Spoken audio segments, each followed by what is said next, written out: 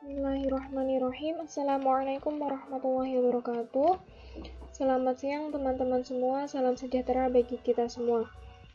Oke, kemarin kita sudah belajar ya mengenai materi minyak bumi, yaitu dari proses pembentukannya, komposisinya, kemudian mengenai mutu bensin, juga sampai dengan dampak pembakaran hidrokarbon. Nah, pada siang hari ini kita akan belajar mengenai termokimia. Oke, teman-teman, di sini ada gambar. Coba amati gambar di sini. Ini adalah gambar dari pelaksanaan api unggun. Nah, saat berkemah, teman-teman pasti melakukan api unggun kan ya? Nah, salah satu dari fungsi api unggun itu yaitu untuk menghangatkan badan peserta kegiatan, yaitu saat kegiatan berkemah. Nah, kira-kira mengapa tubuh kita itu bisa menjadi hangat ketika dilaksanakan api unggun? Nah, pada siang hari ini kita akan membahas materi ini. Jadi yang akan kita bahas hari ini yaitu yang pertama mengenai pengertian energi dan kalor, kemudian pengertian sistem dan lingkungan, serta reaksi eksoterm dan reaksi endoterm. Oke, yang kita akan bahas pertama di sini yaitu mengenai pengertian energi dan kalor. Kalor merupakan salah satu bentuk energi. Energi yaitu kapasitas melakukan kerja. Energi dapat didefinisikan sebagai suatu yang memiliki materi sehingga dapat melakukan sesuatu. Sedangkan kalor yaitu energi yang terbentuk karena suatu kejadian atau usaha. Kalor dapat didefinisikan pula dengan energi panas yang berpindah dari benda yang bersuhu tinggi ke benda yang bersuhu lebih rendah. Jadi, kalor ini dapat dideteksi dengan menggunakan indikator suhu. Ketika suhu itu semakin tinggi, maka kalor juga semakin tinggi. Pada hukum termodinamika, dikenal istilah hukum kekekalan energi yang menyatakan bahwa energi tidak dapat diciptakan atau tidak dapat dimusnahkan. Energi hanya dapat berubah dari bentuk yang satu ke bentuk energi yang lain. Total energi yang dimiliki suatu benda disebut dengan energi dalam. Nah, berdasarkan pada peristiwa tadi yaitu api unggun, kita dapat merasakan hangat karena adanya perubahan kalor, yaitu perpindahan kalor dari sistem ke lingkungan. Nah, selanjutnya, apa sih sebenarnya sistem dan lingkungan itu? Yuk kita bahas. Dalam keseharian, kita sering sekali menjumpai dan berhubungan dengan sistem dan lingkungan. Contohnya yaitu ketika kita sedang memasak air. Nah, dapat dikatakan bahwa air yang kita masak ini merupakan sistem, sedangkan panci, udara, dan juga kompor merupakan lingkungan. Jadi dapat disimpulkan bahwa sistem itu merupakan sesuatu yang menjadi hal yang kita amati, sedangkan lingkungan adalah segala sesuatu yang ada di luar sistem. Ini ya sistem, dan ini lingkungan. Contohnya ini ketika memasak air, yang menjadi fokus tujuan kita adalah airnya, maka air menjadi sistem, sedangkan kompor, panci, udara, dan lain sebagainya itu menjadi lingkungan.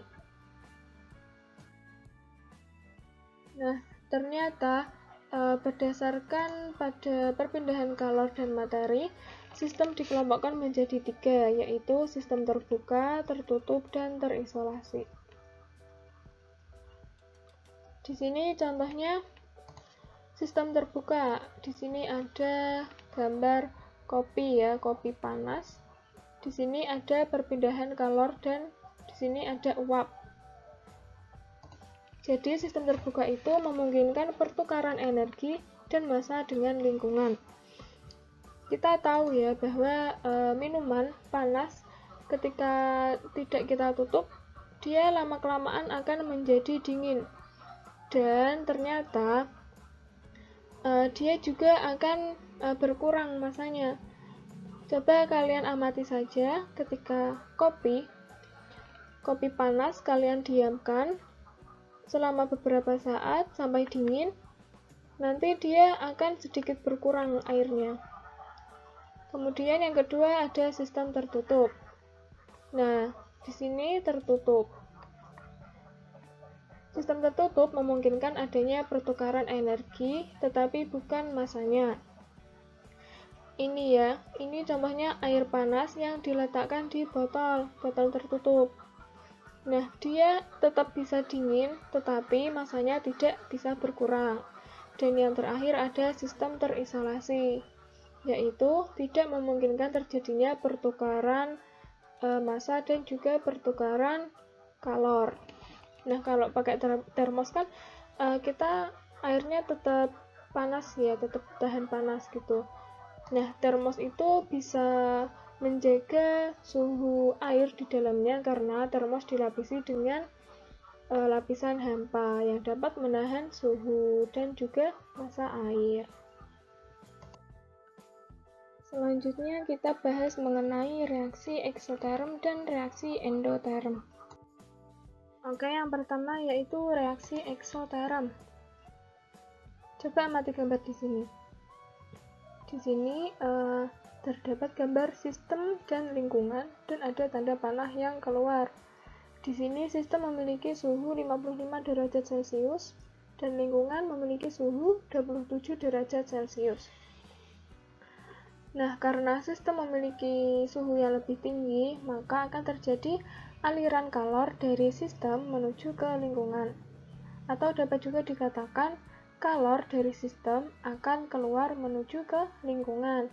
Makanya di sini tandanya adalah panah keluar. Pada keadaan ini, kalor sistem dikeluarkan menuju ke lingkungan, sehingga entalpi akhir akan menjadi lebih kecil dibandingkan entalpi awal sebelum reaksi. Nah, karena demikian, maka delta H dari reaksi eksoterm yaitu bernilai negatif. Jadi tanda dari reaksi eksoterm yaitu delta H-nya itu bernilai negatif. Ciri reaksi eksoterm yaitu terjadi kenaikan suhu. Contohnya yaitu ketika kita ada di dekat api unggun, di mana api itu berperan sebagai sistem dan kita berperan sebagai lingkungan. Di sini sistem yaitu api mengeluarkan kalor dari sistem ke lingkungan sehingga kita bisa merasa hangat ketika ada di dekat api unggun. Oke, next kita ke reaksi endoterm. Di sini ada gambar ya, sama seperti tadi. Di sini sistem memiliki suhu 15 derajat Celcius dan lingkungan memiliki suhu 27 derajat Celcius. Nah, perbedaannya dengan reaksi eksoterm tadi yaitu tadi panah dari eksoterm itu kan keluar, sedangkan untuk panah dari endoterm ini masuk. Nah, karena suhu pada sistem ini lebih rendah, maka akan terjadi aliran kalor dari lingkungan masuk menuju ke sistem. Pada keadaan seperti ini, kalor sistem akan bertambah, maka reaksi akhir itu entalpinya menjadi lebih besar dibandingkan dengan entalpi awal sebelum reaksi, sehingga delta H atau entalpi dari reaksi endoterm yaitu positif.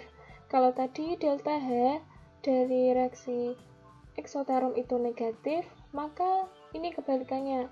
Kalau endoterm itu delta H-nya bertanda positif. Nah, adapun contoh dari reaksi endoterm yaitu ketika kita mereaksikan antara asam asetat yaitu cuka dengan natrium bikarbonat atau soda kue. Nah, ternyata setelah direaksikan itu tabung reaksi itu menjadi terasa dingin, kemudian juga muncul ada embunnya. Hal ini terjadi karena sistem menyerap kalor dari lingkungan. Di sini, dalam reaksi ini yang berperan sebagai sistem yaitu larutan yang ada di dalam tabung reaksi, sedangkan lingkungannya yaitu adalah kita sebagai praktikan, serta udara yang ada di sekitar kita. Nah, di sini ada latihan soal. Coba amati beberapa peristiwa di bawah ini, manakah yang merupakan reaksi eksoterm dan endoterm. Nah, nanti ini juga dianalisis ya, manakah yang berperan sebagai sistem dan juga manakah yang berperan sebagai lingkungan. Nanti kita bahas bersama di WA Group. Demikian materi kita pada siang hari ini. Terima kasih atas perhatiannya. Mohon maaf atas segala kekurangan. Saya akhiri. Wassalamualaikum warahmatullahi wabarakatuh.